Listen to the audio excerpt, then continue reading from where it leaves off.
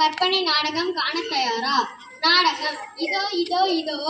இடம் காட்சி 1. வீரப்பனின் வீடு. காத்து வந்த சோதனை.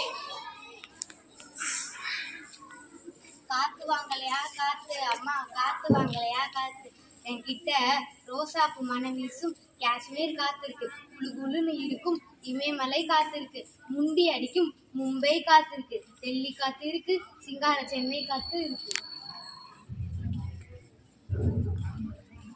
இதோ காத்து வந்துருச்சு. இந்த காத்துக்காக தான் நான் இம்புட்டு நேரம் காத்திருந்தேன்.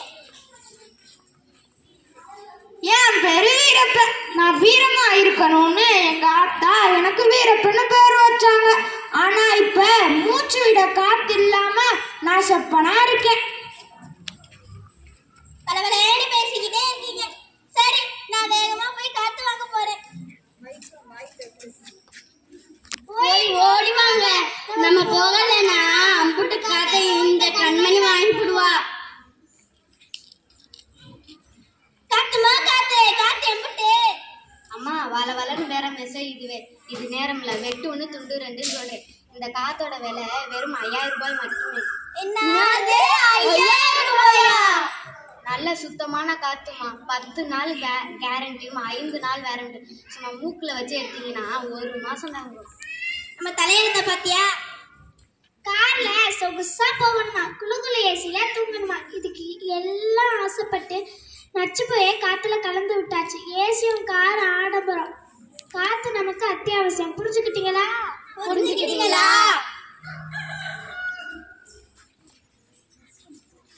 காட்சி 2. மாத்திரையை உணவாக உண்ணும் அவலம். கிடைக்கும். இங்க சத்தான உணவு மாத்திரை கிடைக்கும். நீங்க என்னென்ன உணவு மாத்திரை சாப்பிடுவீங்க?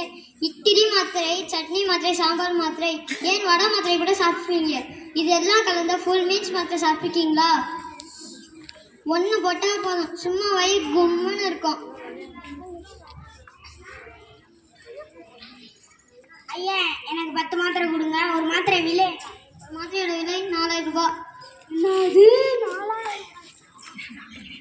ஒரு மாத்திரை 4000 ரூபானா 10 மாத்திரை 40,000 ஆச்சு.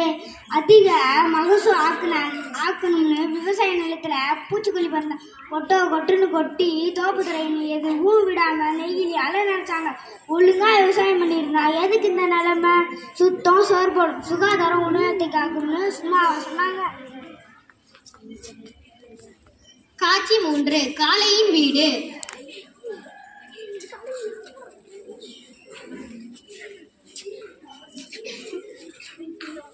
அப்பப்பா, என்ன வெயில். அந்த சூரியனுக்கே போயிட்டு வந்த மாதிரி இருக்கு. இல்ல டாக்டர் வேற தினமும் சொட்டு தண்ணி குடிக்க சொல்றாரு. எங்க பாட்டி சொல்லி நான் கேள்விப்பட்டிருக்கேன். எங்க முன்னோர்கள் ஆறு குளம் குட்டையில குளிப்பாங்களாமா. ஏன் கிணத்துலயும் குளிப்பாங்களாமா. ஏன் ஆடு மாடு கூட குட்டையில குளிக்குமா? தம்பி, செவ்வாய் கிரகத்துல இருந்து உங்க அக்கா தம்பி, செவ்வாய் கிரகத்துல இருந்து உங்க அக்கா சுக்கமா பேசுறேன். பூமியில எல்லாரும் நல்லா இருக்கீங்களா? என்னக்கா ஒரே தண்ணி பஞ்சம். இதுக்கு தான் முதல்லயே சொன்னேன். உடனே எல்லாரும் செவ்வாய் கிரகத்துக்கு வாங்கன்னு கேட்டியா? அதுக்கு என்னக்கா இன்னைக்கே ஒரு ராக்கெட்டை பிடிச்சி வந்துடுறேன்.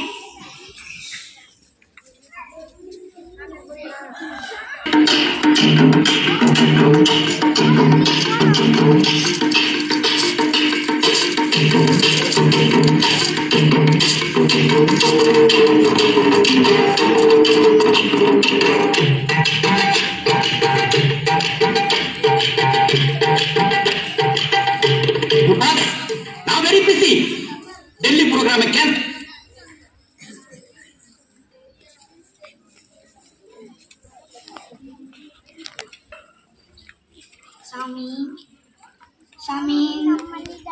சாமி நம்மளிடம் மரம் இல்லை, கொடி இல்லை, செடி இல்லை. ஆனால் அர்ச்சனை செய்வதற்கு நல்ல மனம் இருக்கிறது. அதனால் நாங்கள் கையிலே அர்ச்சனை செய்கிறோம். ஓம். சரி, ஆகட்டும். ஓம் ஹாரி பாட்டர் வாழ்க. ஓம் ஹாரி பாட்டர் வாழ்க. ஓம் ஹாரி பாட்டர் வாழ்க வாழ்க.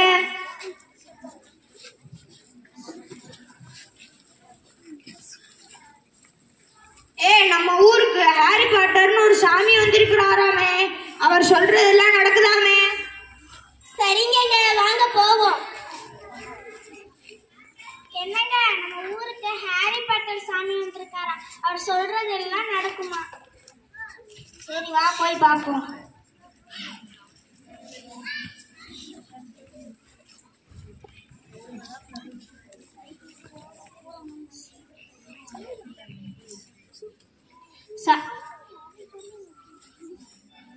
சாமி உங்களை பார்க்க காளையும் அவரது மனைவி குப்பமாவும் வந்திருக்காங்க.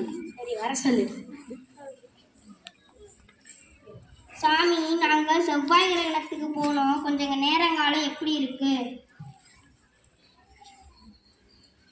நிறைய கண்டம் இருக்கு. கண்டமா? இன்னும் ஜாதகமே கொடுக்கல, எப்படி கண்டம் இருக்குன்னு சொன்னீங்க? சாமி மாட்டிக்கிட்டாரு, சாமி மாட்டிக்கிட்டாரு, சாமி மாட்டிக்கிட்டாரு, மாட்டிக்கிட்டாரு. சமாளிப்போண்டா. உங்களுக்கு நிலத்துல கண்டம், நீர்ல கண்டம், வானில் கண்டம். கண்டத்தை தீர்க்கணும்னா என்ன பரிகாரம் செய்யணும் சாமி? கண்டத்தை தீர்க்கணும்னா அண்டத்தை காக்க வேண்டும். அண்டம் என்றால் என்ன? கூறுங்க சாமி, கூறுங்க. அண்டம் என்றால் என்ன? கூறுங்க சாமி, கூறுங்க. அண்டம் என்றால் உலகம்.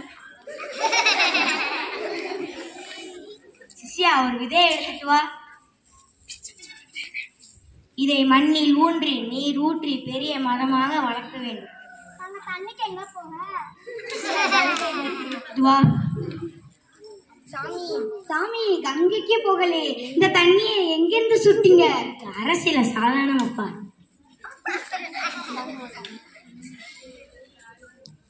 நன்றி சாமி.